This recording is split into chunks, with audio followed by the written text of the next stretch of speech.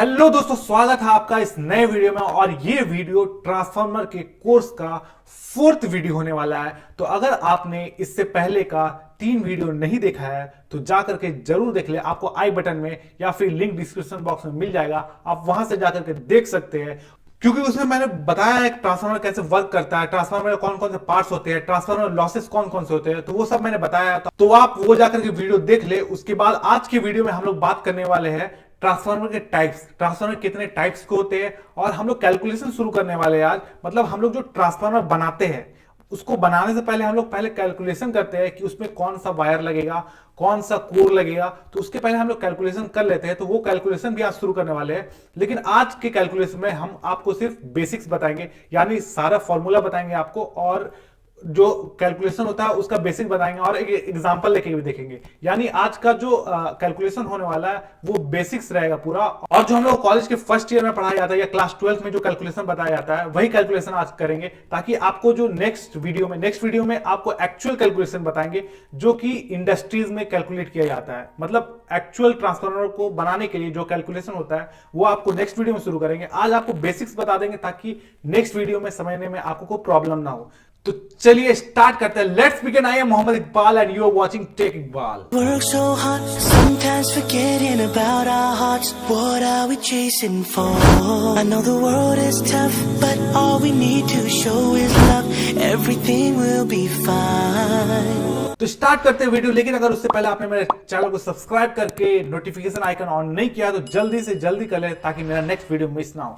तो करते हैं स्टार्ट। तो देख सकते हैं आप लोग दो टाइप के ट्रांसफार्मर होते हैं, एक स्टेप अप ट्रांसफार्मर और दूसरा step down transformer. Step up transformer किसको बोलते हैं? फॉर एग्जांपल आपने इनपुट दिया 230 वोल्ट और आउटपुट चाहिए आपको 400 वोल्ट।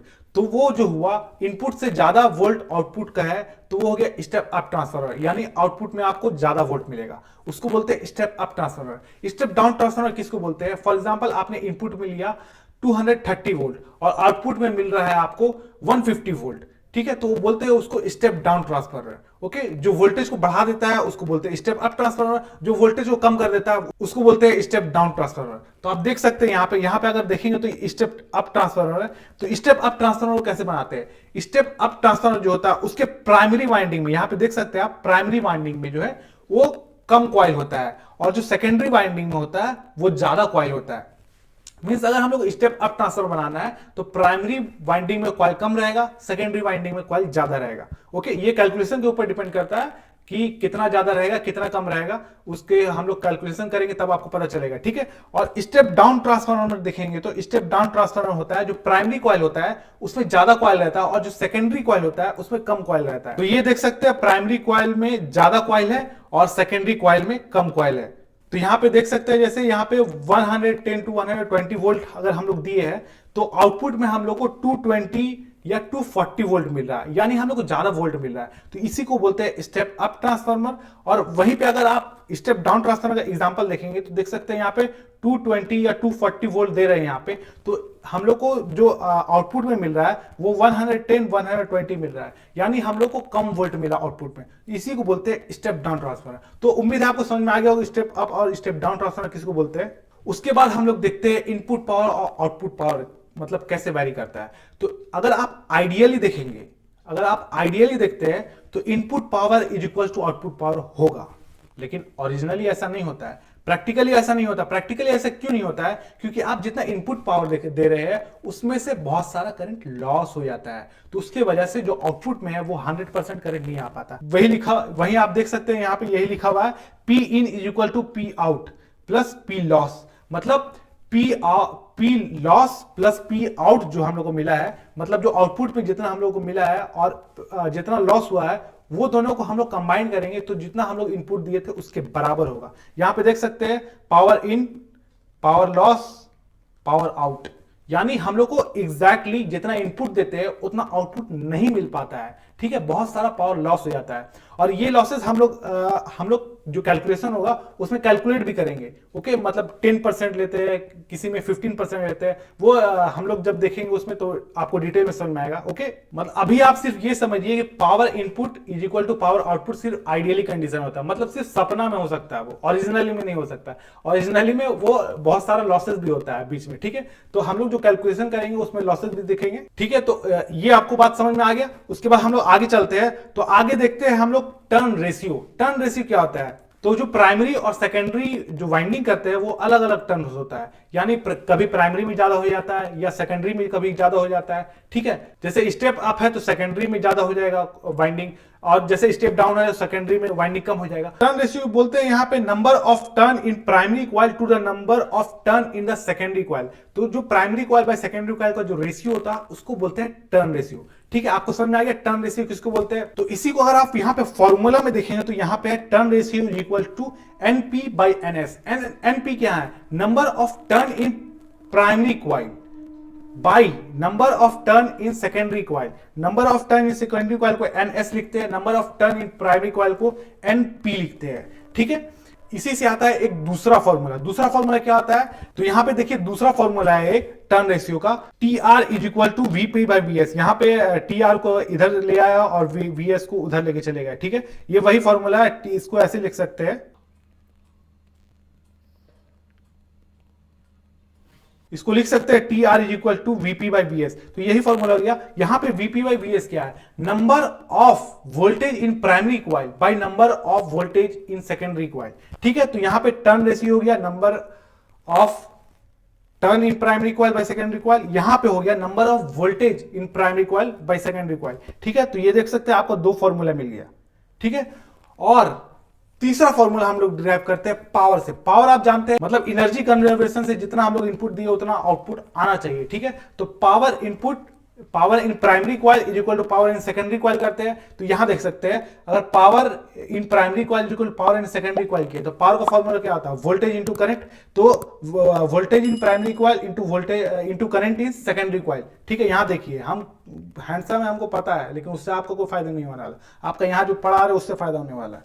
ठीक है, यहां पे देखिए उसके बाद पावर इन सेकेंडरी कॉइल, तो पावर का फॉर्मूला होता है वोल्टेज इंटू करंट। तो voltage in secondary coil into current in secondary coil. ठीक है, ये आपका हो गया। उसके बाद यहां पे अगर आप ये वाला जो VS है उसको इधर ले जाएंगे तो ये यहां पे डिवाइड में हो जाएगा VS, तो यहां से ये वाला फॉर्मूला बन गया, देख सकते हैं। उसके बाद नेक्स्ट स्टेप में अगर आप देखेंगे तो ये वाला जो IP है उसको हम लोग राइट साइड में लेते आए हैं, तो यहां पे ये वाला हम लोग का एक फॉर्मूला बन गया, VP by VS is equal to IS by IP। ठीक है, तो हम लोग का एक ये फॉर्मूला बन गया। तो यहां से हम लोग लिख सकते हैं NP by NS is equal to VP by VS, ये दोनों इक्वल हो जाएगा आपका एक। ठीक है, एक हुआ, और यहां से यहां पे VP by VS is equal to IS by IP हो गया। तो हम लोग को ऐसे तीन फॉर्मूला मिल गया। ठीक है, अब हम लोग देखते हैं हम लोग को कितना फॉर्मूला मिला है। तो यहां पे अगर आप देखेंगे टर्न रेशियो, तो टर्न रेशियो जैसे मैंने आपको बताया था VP बाई VS। ठीक है, उसके बाद जो दूसरा है यहां पे टर्न रेशियो मैंने आपको बताया था NP बाई NS। ठीक है, उसके बाद ये टर्न रेशियो TR अगर इक्वल है, हम लोग अगर इक्वल कर देंगे तो ये वाला फॉर्मूला बन जाएगा आपका, ये वाला जो फॉर्मूला है VP by VS is equal to NP by NS। ठीक है, यहां तक आपको समझ में आ गया। उसके बाद चौथा फॉर्मूला मैंने बताया था जो पावर को इक्वल करके अभी डिराइव किए थे, उसमें VP into IP is equal to VS into IS, power in primary coil is equal to power in secondary coil. ठीक है, वहां से ये वाला आया। उसके बाद यही वाला फॉर्मूला को हम लोग I राइट साइड में कर दिए और V जो है वो लेफ्ट साइड में कर दिए। तो यहाँ पे VP by VS is equal to IS by IP, तो ये वाला फॉर्मूला हो गया। तो हम लोग को मेनली कितना फॉर्मूला हुआ? एक ये फॉर्मूला हुआ, एक ये फॉर्मूला हुआ और एक ये फॉर्मूला हुआ, बाकी इससे यही फॉर्मूला बना है। ठीक है, और यहाँ पे जो तीनों मिला करके ये वाला फॉर्मूला मिला के, ये वाला फॉर्मूला मिला के और ये वाला फॉर्मूला मिला के हम लोग का एक ये फाइनल फॉर्मूला बना है, देख रहे हैं आप। तो यहाँ पे VP बाई VS मतलब voltage in primary coil by voltage in secondary coil is equals to number of turn in primary coil by number of turn in secondary coil is equals to current in secondary coil by current in primary coil. यहां देख सकते हैं आप primary है, लेकिन जो current है वो सेकेंडरी हो गया। ठीक है, क्योंकि वोल्टेज करंट के इनवर्सली प्रोपोर्शनल होता है। ठीक है, तो यहाँ पे तीन ही मेन फॉर्मूला 1, 2 और 4, बाकी फॉर्मूला सब उसी से बना है। ये वाला फॉर्मूला भी ऐसी तीनों को मिला करके बना है। ठीक है, तो यहां तक आपको बात समझ में आ गया, तो आपको फॉर्मूला यहां तक पूरा समझ में आ गया होगा। उसके बाद हम लोग लेते हैं एक एग्जाम्पल। ठीक है, तो एग्जाम्पल लेंगे तो ज्यादा बढ़िया समझ में आएगा। अब देखिए एक क्वेश्चन दिया हुआ है, क्वेश्चन में क्या दिया हुआ है यहां देखिए। तो देखिए क्वेश्चन में क्या दिया हुआ है, क्वेश्चन में यहां पे दिया हुआ प्राइमरी कॉइल जो है, प्राइमरी कॉइल में कितना नंबर ऑफ टर्न है? 100 नंबर ऑफ टर्न है। ठीक है, प्राइमरी कॉइल में 100 नंबर ऑफ टर्न गिवन है हमारा। ठीक है, सेकेंडरी कॉइल में भी 1000 नंबर ऑफ टर्न है, ये भी गिवन है। और यहां पे voltage in primary coil 12 volt दिया हुआ है। ठीक है, समझ आ गया आपको? Voltage in primary coil 12 volt दिया हुआ है और करंट इन प्राइमरी कॉइल भी दे दिया आपका 10 एम्पियर। ठीक है, आपको निकालना क्या क्या है? निकालना है आपको वोल्टेज इन सेकेंडरी कॉइल, ठीक है, दूसरा में आपको निकालना है करंट इन सेकेंडरी कॉइल, और निकालना है आपको पावर इन प्राइमरी कॉइल और पावर इन सेकेंडरी कॉइल। ठीक है, तो ये आप कैसे निकाल सकते हैं? तो ये जो फॉर्मूला अभी मैंने बताया आप उसी से निकाल सकते हैं। तो देखिए, मैंने आपको जो फॉर्मूला बताया था, ये वाला फॉर्मूला जो अभी हम लोग वहां पे डिराइव किए थे, ठीक है, तो ये वाला जो फॉर्मूला है यहाँ पे Vp बाई Vs, तो हमारा Vp दिया हुआ है, यहाँ पे देख सकते हैं Vp क्वेश्चन में गिवन है और Vs क्वेश्चन में नहीं गिवन है। ठीक है, ये वाला हम लोग को गिवन नहीं है। ठीक है, Vs हम लोग क्वेश्चन में गिवन नहीं है। और यहाँ पे NP क्वेश्चन में गिवन है, यहाँ पे देख सकते हैं NS भी यहाँ पे क्वेश्चन में गिवन है। तो Vp by Vs is equal to NP by NS कर देंगे तो हम लोग का Vs यहां से निकल जाएगा। ठीक है, यहां से हम लोग का Vs निकल गया। बात समझ में आ रही है आपको? यहां से अगर हम लोग का Vs निकल गया तो ये दोनों का अगर एक इक्वेट कर देंगे तो हमारा Vs यहाँ पे अननोन था, वो निकल गया। ठीक है, अब फिर क्या करेंगे? हमारा Vs तो निकल गया, उसके बाद हम लोग ये दोनों इक्वेट कर देंगे NP बाई NS, क्योंकि NP दिया हुआ यहां पे, NS दिया हुआ यहां पे, इनपुट करंट दिया हुआ यहां पे, IP दिया हुआ है, IS हम लोग को निकालना है, तो ये वाला हम लोग को निकालना है। ठीक है, तो इक्वेट कर देंगे इसको तो ये हम लोग निकल जाएगा। तो हम लोग इसमें फॉर्मूला पुट करके देखते हैं एक बार। Vp हम लोग का कितना है? तो Vp है हम लोग का 12 वोल्ट। ठीक है, बाई Vs कितना है? Vs हम लोग को निकालना है इज इक्वल्स टू, हम लोग का NP कितना है? NP दिया हुआ यहाँ पे 100, यहां पे NS कितना है? NS दिया हुआ यहां पे 1000। ओके, तो ये कट गया। यहां पे Vs कितना हो जाएगा? तो Vs हम लोग का हो जाएगा 120 वोल्ट। ठीक है, तो Vs हम लोग का हो गया 120 वोल्ट। समझ में आ गया आपको? वैसे ही हम लोग निकालेंगे यहां पे IS। ओके, तो यहां पे IS ये दोनों अगर हम लोग इक्वेट करेंगे तो यहां पे NP बाई NS कितना है? तो NP हम लोग को दिया हुआ है यहां पे 100। ओके, और NS कितना दिया हुआ है हम लोग को? NS हम लोग को दिया हुआ 1000। ये देख सकते हैं NS हम लोग को 1000 है, इज इक्वल्स टू यहाँ पे IS बाई IP है। तो IS हम लोग को कितना दिया हुआ है? तो IS अगर हम लोग देखेंगे तो हम लोग को IS निकालना है, तो IS को जैसा है वैसे ही रहने देते हैं। और हम लोग का IP कितना दिया हुआ है? तो IP अगर देखेंगे आप तो IP यहाँ पे दिया हुआ है 10 एम्पियर, तो 10 एम्पियर यहाँ पे दिया हुआ है। तो हम लोग, ठीक है, तो यहाँ पे ये 20 गया, ये 10 तो यहाँ IS कितना आ गया? IS is equals to 1 ampere. तो देख सकते हैं वोल्टेज हम लोग का 120 एम्पियर आया और IS इज इक्वल्स टू हम लोग का 1 एम्पियर आ गया। ठीक है, तो ये हम लोग का Vs और IS दोनों निकल चुका है। ठीक है, और हम निकालेंगे आप लोग पावर इन प्राइमरी कॉइल और पावर इन सेकेंडरी कॉइल। ठीक है, तो पावर इन प्राइमरी कॉइल कैसे निकालेंगे? तो पावर का फॉर्मूला क्या होता है? Voltage into current. ठीक है, तो ये दोनों वोल्टेज इंटू करंट को हम लोग मल्टीप्लाई कर देंगे और ये दोनों को मल्टीप्लाई कर देंगे तो निकल जाएगा हम लोग का। तो यहाँ पे पावर इन क्या दिया हुआ है? पावर इन क्या हो जाएगा? P in is equals to, यहाँ पे कितना दिया हुआ है? 12 इंटू 10 कर देंगे, 12 VI होता है, वोल्टेज इंटू करंट फॉर्मूला होता है, तो कितना हो जाएगा? 120। ठीक है, पावर आउट हम लोग कितना हो जाएगा? तो पावर आउट में देख सकते हैं हम लोग IS मतलब सेकेंडरी कॉइल में 1 एम्पियर है और V यहाँ पे 120, तो 120 इंटू 1 एम्पियर कितना हो जाएगा? 120 एम्पियर हो जाएगा। ठीक है, तो देख सकते हैं हम लोग का यहाँ पे सारा निकल गया है, यहाँ पे Vs निकल गया, IS निकल गया, P आउट निकल गया और P इन हम लोग का सारा कुछ निकल गया। ठीक है, देख सकते हैं हम लोग का सारा कुछ निकल चुका है। अब यहाँ पे ऑब्जर्व करने वाली बात क्या है वो हम आपको बताते हैं। ऑब्जर्व करने वाली बात ये है कि एनर्जी जितना हम लोग इनपुट दिए थे वो एनर्जी उतना ही है। यहां पे पावर हम लोग जितना दिए थे यहां पे पावर उतना ही है, पावर में चेंज नहीं हुआ है। ठीक है, तो हम लोग का जो वोल्टेज बढ़ रहा है, तो वोल्टेज बढ़ रहा है उसके बदले में यहां देख सकते हैं जो करंट है वो कम हो रहा है। यहां पे करंट 10 एम्पियर था तो यहां पे करंट 1 एम्पियर हो रहा है। यहां पे वोल्टेज जरूर बढ़ रहा है लेकिन जो आपका करंट है वो कम हो रहा है। तो इससे क्या पता चलता है? जो पावर जितना इनपुट में है पावर उतना आउटपुट में ही है। ठीक है, तो ये जो पावर है वो तो सेम ही रह गया। तो चेंज क्या हुआ? चेंज हुआ करंट, यानी मतलब कि आपने नंबर ऑफ टर्न्स बढ़ाया, यानी 100 से 1000 किया, यानी आप स्टेप अप किया तो आपका जो वोल्टेज है वो बढ़ गया। ठीक है, वोल्टेज बढ़ गया लेकिन जो करंट है वो कम हो गया। यहाँ पे 10 एम्पियर था, यहाँ पे 1 एम्पियर हो गया। यहाँ पे 12 वोल्ट था, यहाँ पे 120 वोल्ट हो गया। यानी नंबर ऑफ टर्न्स बढ़ाने पे, यानी स्टेप अप करने पे आपका जो वोल्टेज होता है वो बढ़ जाता है, लेकिन जो करंट होता है वो कम हो जाता है। तो आपको ये ऑब्जर्वेशन समझ में आ गया। वैसे ही अगर आप स्टेप डाउन ट्रांसफार्मर देखेंगे तो जो वोल्टेज है वो कम हो जाएगा और जो करंट है वो ज्यादा हो जाएगा। लेकिन एक चीज कांस्टेंट रहेगा, जैसा है वैसा ही रहेगा, वो है पावर।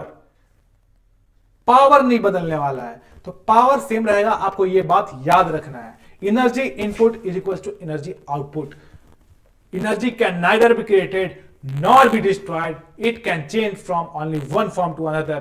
ये आपको पता था, पता है और हमेशा पता रहेगा, क्योंकि ये स्टेटमेंट कभी गलत नहीं होने वाला है। ठीक है, तो ये हमारा था पूरा कैलकुलेशन। तो उम्मीद है आपको जो कॉन्सेप्ट है वो पूरा क्लियर हो गया होगा कि आप वोल्टेज कैसे बढ़ता है नंबर ऑफ टर्न इंक्रीज करने पर, और करंट घट जाता है, यानी जो पावर रहता है, मतलब जितना इनपुट में हम लोग देते हैं उतना ही आउटपुट में रहता है, क्या क्या चेंज होता है, वोल्टेज कैसे बढ़ जाता है। और अगर हम लोग करंट बढ़ाना हुआ तो हम लोग स्टेप डाउन में करना पड़ेगा। ओके, तो ये भी एक तरीका है करंट मतलब इंक्रीज करने का। ओके, तो ये भी हम लोग कर सकते हैं। तो बहुत सारे लोग सोचते हैं कि वोल्टेज इतना दिए तो उतना ज्यादा कैसे हो गया। तो ये समझ में आ गया होगा आपको कि वो कैसे स्टेप अप हो जाता है जो वोल्टेज रहता है। ओके, तो इसी टाइप का स्टेप डाउन भी हो जाएगा। तो उम्मीद है आपको पूरा कॉन्सेप्ट क्लियर हो गया होगा। और इसके नेक्स्ट वीडियो में हम लोग एक्चुअल कैलकुलेशन देखेंगे, मतलब स्टेप बाय स्टेप आपको मैं बताऊंगा कि ट्रांसफार्मर जो बनाते हैं उसका एक्चुअल कैलकुलेशंस क्या होता है। उसके बाद फिर मैंने आपको बताया था पहले 2 प्रोसेस होता है, एक शॉर्टकट प्रोसेस होता है और एक लॉन्ग प्रोसेस होता है। शॉर्टकट भी एकदम सही है, कोई दिक्कत नहीं है उसमें, लेकिन वो मैक्सिमम अप्रोक्सीमेशन पे डिपेंड रहता है। ओके, तो आप इंजीनियर हो, बच्चे तो हो नहीं कि आपको जो शॉर्टकट वाला बता दी उसी से काम चल गया। ये तो शॉर्टकट वाला तो बहुत कोई जानता होगा, लेकिन आप इंजीनियर हो तो आपको बेसिक्स पता होना चाहिए इसके पीछे का पूरा रीजन क्या है। ठीक है, तो मैं इसके बाद वाले वीडियो में वो जो एक्चुअल जो ट्रांसफार्मर इंडस्ट्री में बनता है वो कैलकुलेशन कैसे होता है वो स्टेप बाय स्टेप बताऊंगा। फिर उसके बाद वाले वीडियो में हम लोग मैं शॉर्टकट बताऊंगा, और उसके बाद वाले वीडियो में फिर ट्रांसफार्मर में जो है वो आपको प्रैक्टिकली बना करके दिखलाऊंगा। ठीक है, तो आज के लिए रखते हैं इतना ही। तो उम्मीद करता हूं आपको ये वीडियो पसंद आया होगा। अगर आपको ये वीडियो पसंद आया तो लाइक करें, सब्सक्राइब करें और नोटिफिकेशन आइकन को ऑन बिल्कुल भी ना भूले, ताकि मेरा नेक्स्ट वीडियो मिस ना हो। तो चलते हैं, मिलते हैं आपसे नेक्स्ट वीडियो में। तब तक के लिए गुड बाय।